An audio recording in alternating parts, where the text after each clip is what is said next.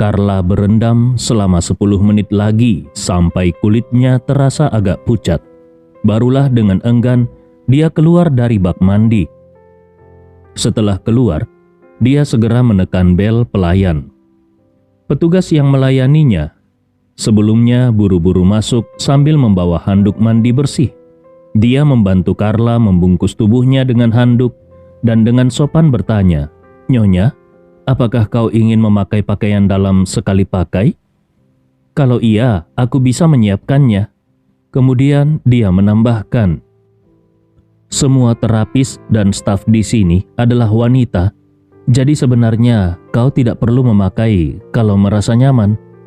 Carla berpikir sejenak dan berkata, "Lebih baik aku pakai saja.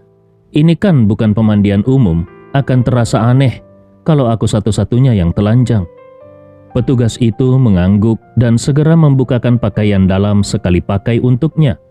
Setelah Carla mengenakannya, petugas itu memberikan jubah mandi lain untuknya.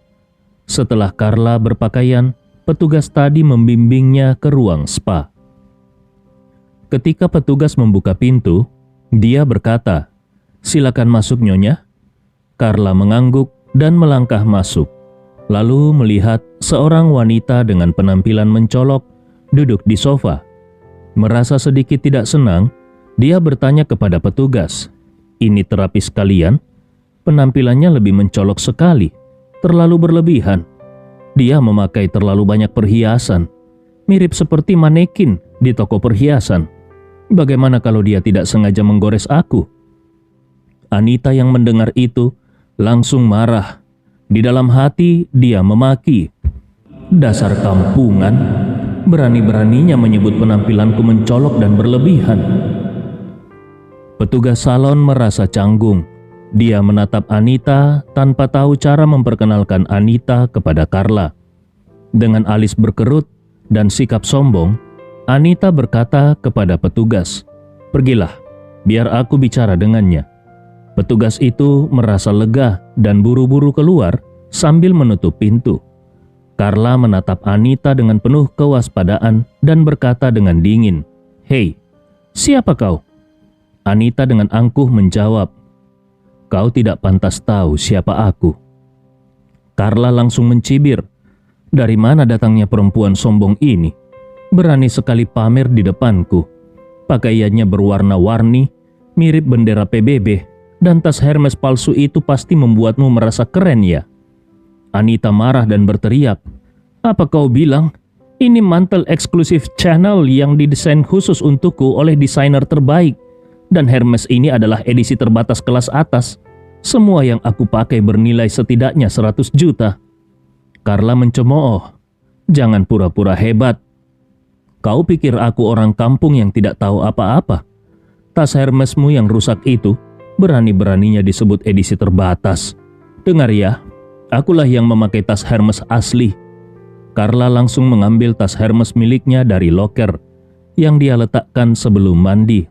Dengan percaya diri, dia menggantungkan tasnya di lengannya dan menampilkannya di depan Anita, lalu berkata dengan sombong, "Lihat baik-baik dengan matamu. Ini baru Hermes asli, sederhana dan elegan. Paham?" Anita melihat tas Carla dan tertawa sinis karena merasa kesal. Carla mengejeknya, "Kenapa? Begitu lihat Hermes asli, kau tidak bisa pamer lagi ya?" Anita mendesah sambil tertawa mengejek. "Sekarang aku paham apa itu orang miskin yang sok pamer. Kau adalah contohnya." Dengan tatapan menghina dia berkata, "Membawa Hermes edisi dasar lalu berani-beraninya menyombongkan diri di hadapanku." Anita mengangkat tas Hermesnya dan berkata dengan dingin, "Buka matamu lebar-lebar. Tas Hermesku ini bisa membeli 100 tas punyamu." Carla mencibir, "Omong kosong, kau hanya membual. Aku tidak tahu dari mana datangnya nenek tua ini. Bahkan kalau kau dipotong-potong dan dijual per kilo pun, hargamu tidak akan seberapa. Jadi jangan pamer di depanku. Pergi dari sini, jangan ganggu spaku." Anita hampir gemetar karena marah. Dia ingin sekali menampar Carla agar bisa memberi pelajaran pada perempuan yang dianggapnya kampungan ini. Namun, dia teringat bahwa tujuan utamanya di sini bukanlah untuk adu tas Hermes, tetapi untuk urusan yang lebih penting. Maka dia menggertakkan giginya dan berkata, "Sudahlah, Carla, aku tidak mau berdebat sia-sia. Aku datang untuk menawarkan kesepakatan." Carla mengerutkan alisnya. "Kesepakatan?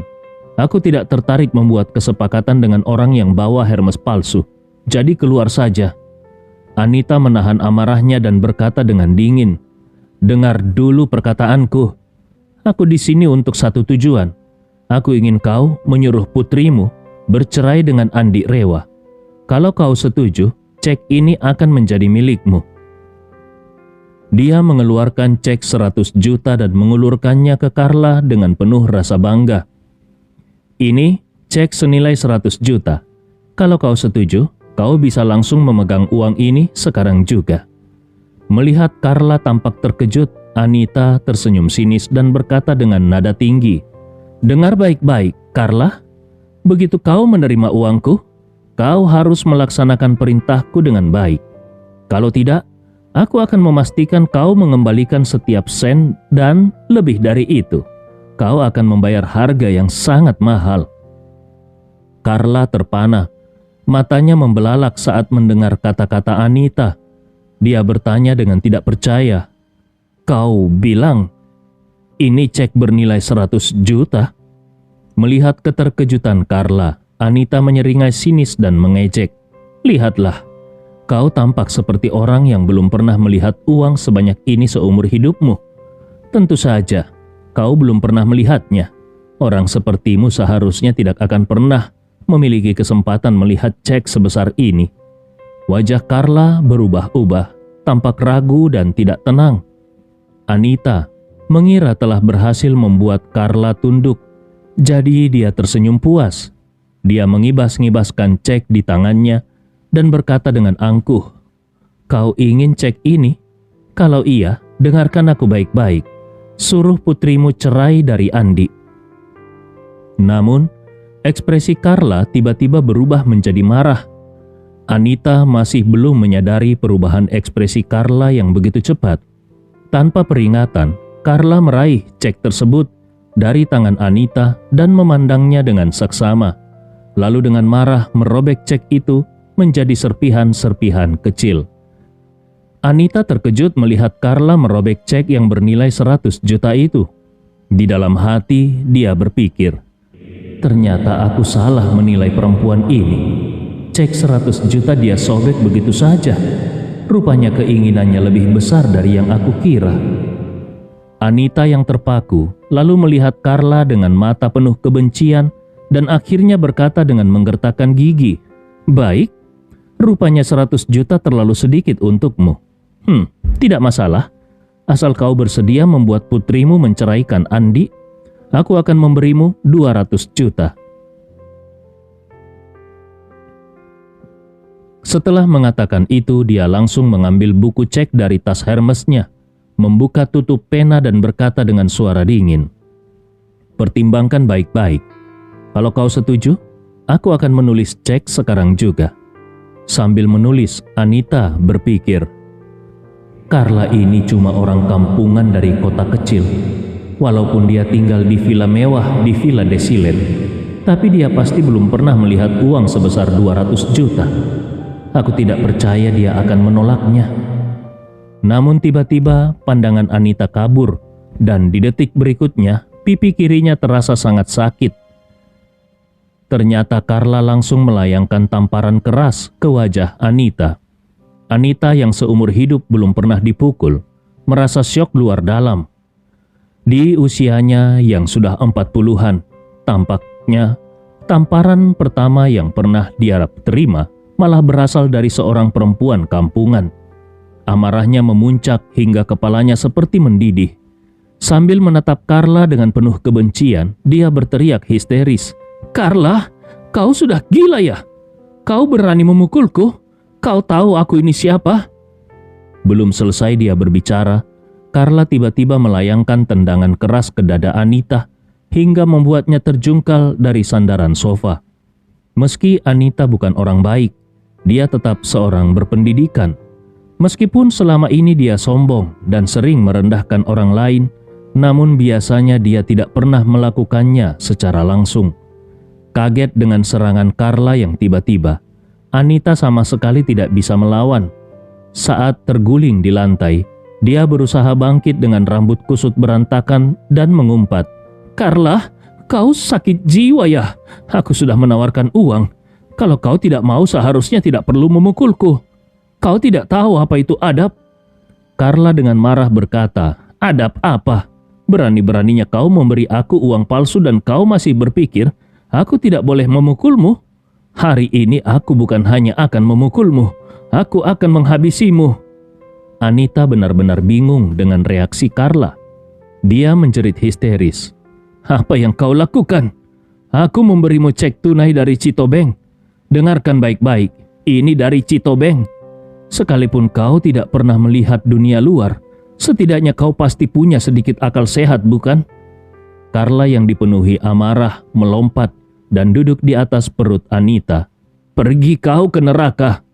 Dengan penuh kemarahan, dia menampar wajah Anita bolak-balik sambil memaki. "Kau pikir aku ini bodoh? Aku pernah kena tipu sekali dan sekarang kau masih berani menipuku lagi?" Dalam pikirannya, Carla teringat insiden ketika Ridwan dirawat di rumah sakit dan dia meminta cek uang sewa dari putrinya Najwa. Saat Andi memberikannya cek, dia langsung pergi ke rumah sakit untuk membayar biaya rawat inap. Namun siapa sangka bahwa cek tersebut bernilai 100 juta. Kasir rumah sakit mengejeknya habis-habisan dan bahkan mengancam akan melaporkannya ke polisi. Dengan penuh amarah, Carla kembali mencari Andi untuk meminta penjelasan. Ternyata cek tersebut dibeli Andi dari toko perlengkapan pemakaman dan rencananya akan diberikan kepada temannya sebagai persembahan untuk orang tua temannya yang telah meninggal. Sekarang, Anita kembali muncul dengan cek bernilai 100 juta yang tampak hampir identik dengan cek palsu milik Andi dulu. Situasi ini membuat Carla semakin marah. Lebih parah lagi, Anita terus-menerus menyebut-nyebut Citobank, bank yang paling dibenci oleh Carla seumur hidupnya. Bagi Carla, pengalaman paling menyakitkan dalam hidupnya adalah saat dia terjebak dalam masalah karena kartu black card palsu dari Citobank. Akibatnya dia dipenjara dan menjadi sasaran penyiksaan oleh Nyonya Tama. Kasnah dan seorang perempuan kasar di penjara. Pengalaman mengerikan selama beberapa hari di penjara itu menjadi lubang hitam dalam hidup Carla yang tidak akan pernah dia lupakan. Kini, dengan Anita mencoba menipunya dengan cek 100 juta palsu dan terus menyebut Citobank, amarah Carla memuncak tidak tertahankan. Anita yang dipukul hingga pusing dan mual hanya bisa berteriak kesakitan. Wajahnya bengkak dan merah karena pukulan Carla. Namun, para pengawalnya berada di luar dan tidak bisa mendengar keributan yang terjadi di dalam ruangan, sehingga tidak bisa menolongnya. Meski dipukul habis-habisan, Anita sadar bahwa berharap pada telepon dan bantuan pengawal adalah hal yang sia-sia. Dia pun memutuskan untuk melawan. Dengan marah, Anita meraih rambut Carla dan menariknya sekuat tenaga. Carla tidak menyangka kalau wanita itu masih bisa melawan dan menyerang rambutnya. Rasa sakit luar biasa membuat Carla berteriak kesakitan sambil memukul Anita dengan lebih keras. Sambil memukul, dia terus memaki, "Dasar bodoh, berani-beraninya kau menarik rambutku. Akan kuhajar kau sampai habis."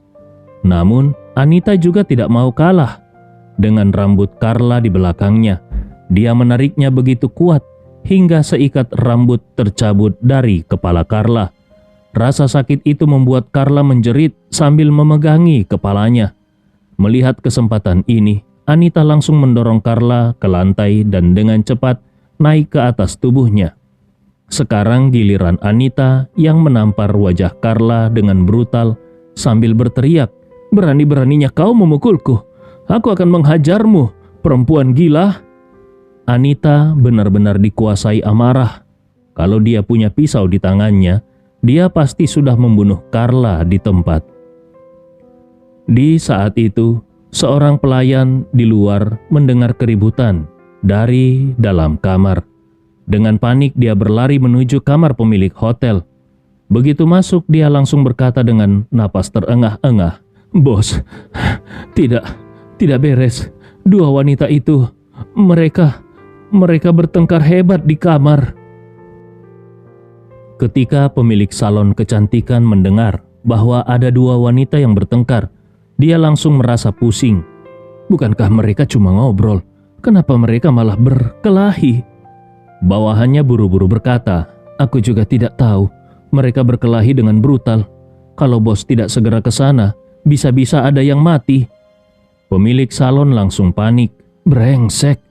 Kalau ada masalah besar, sekarang polisi bisa datang dan itu akan jadi bencana baginya. Dia segera berlari ke tempat kejadian. Tapi bahkan sebelum sampai di tempat, dia sudah mendengar suara pertarungan sengit dari dalam. Carla berteriak dari balik pintu, "Kurang ajar, dasar perempuan jalang, aku pasti akan membereskanmu." Sementara itu Anita jelas berada di posisi kalah. Dia menggertakkan giginya dan berkata, "Tunggu saja, aku tidak akan membiarkanmu melihat matahari besok." Carla menampar keras wajah Anita dan mencemooh, "Kau masih berani mengoceh? Lihat saja, aku akan merobek mulutmu." Pemilik salon mengintip ke dalam dan melihat dua wanita itu penuh darah. Dia ketakutan dan langsung menutup pintu kembali. Dengan cemas dia bergumam, "Tidak bisa, kalau begini terus akan ada yang mati." Dia buru-buru lari ke pintu belakang dan melihat sebuah van parkir mundur dengan bagasi terbuka menghadap pintu. Dia langsung mengetuk jendela depan. Basri menurunkan kaca jendela dan dengan antusias bertanya, "Apakah Carla sudah pingsan?" Pemilik salon menjawab dengan panik, "Pingsan apanya? Dia malah bertarung dengan perempuan lain di dalam. Kalau begini terus, akan ada yang mati. Cepat, ambil dia sekarang juga." Basri terkejut dan bertanya, "Apa yang terjadi? Dia berkelahi dengan siapa?" Pemilik salon yang merasa bersalah karena membiarkan Anita masuk, tidak menjelaskan detail dan hanya berkata, "Aku juga tidak tahu. Cepat ambil dia. Kalau sampai terjadi sesuatu, habislah kita semua." Mendengar itu, Basri langsung turun dari mobil bersama beberapa orang anak buahnya. Mereka bergegas ke ruang spa dan mendengar suara pertarungan sengit dari dalam. Basri langsung menendang pintu hingga terbuka dan melihat Carla duduk di atas seorang wanita berlumuran darah sambil memukulnya habis-habisan. Basri memberi isyarat ke anak buahnya yang di atas itu, "Tangkap dia dan bawa ke mobil." Carla terkejut melihat Basri dan berteriak, "Basri, apa yang kau lakukan?" Basri menyeringai jahat, "Bibi, kau sudah cukup lama membuat masalah dengan keluarga kami. Kau bahkan mengirim ibuku ke tambang batu bara. Sekarang saatnya kau membayar harganya." Tanpa basa-basi, anak buahnya langsung mengikat Carla dan menyeretnya. Anita yang akhirnya terbebas mengutuk dengan marah, "Carla, aku akan menghancurkanmu. Tunggu saja." Dia merogoh tas Hermesnya untuk mengambil ponsel, tapi Basri mengancam, "Kau berani menelpon? Letakkan ponselmu, atau aku tidak akan segan-segan memukulmu." Anita melotot dan berkata, "Ini urusan pribadiku dengan Carla. Kau tidak perlu ikut campur. Serahkan dia padaku dan aku akan memberimu imbalan yang pantas." Basri marah besar dan mencemooh, "Imbalan? Aku tidak peduli soal itu. Aku harus membalas dendam untuk ibuku." Di dalam hatinya Basri berpikir, apakah wanita ini berpikir kalau aku bodoh menyerahkan Carla padanya? Lalu bagaimana aku menjelaskan ini kepada Tuan Doni? Aku tidak peduli bagaimana wanita ini bisa ada di sini hari ini. Karena dia sudah terlibat dalam pertarungan dengan Carla, maka untuk memastikan tidak ada masalah dalam rencanaku menculik Carla, aku harus membawanya pergi. Aku harus membawanya juga.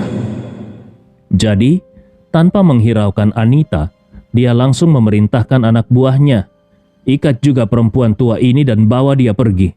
Anita langsung berteriak marah, "Mengikatku? Apakah kau tahu siapa aku?" Basri dengan jijik berkata, "Aku tidak peduli siapa kau. Nanti, waktu kau dan Carla bekerja di pabrik batu bata, barulah kau bisa menjelaskan kepadanya siapa dirimu." Kemudian dia menambahkan, sumbat mulut mereka berdua. Anita berusaha berteriak, "Berani kau menyentuhku? Aku adalah Ani." Namun, sebelum dia bisa menyelesaikan kalimatnya, seseorang sudah menyumpal mulutnya dengan handuk. Nasib Carla juga sama, mulutnya disumpal erat. Basri pun berkata kepada anak buahnya, "Cepat bawa mereka ke mobil." Mereka segera mengangkat Carla dan Anita, membawanya keluar lewat pintu belakang dan memasukkan keduanya ke dalam van. Basri berkata kepada pemilik salon, "Lebih baik kau juga segera kabur. Jangan berlama-lama di sini. Kalau akhirnya kau tidak bisa kabur dari sini, kau akan rugi besar. Kusarankan, setelah aku pergi, kau juga harus buru-buru keluar lewat pintu belakang."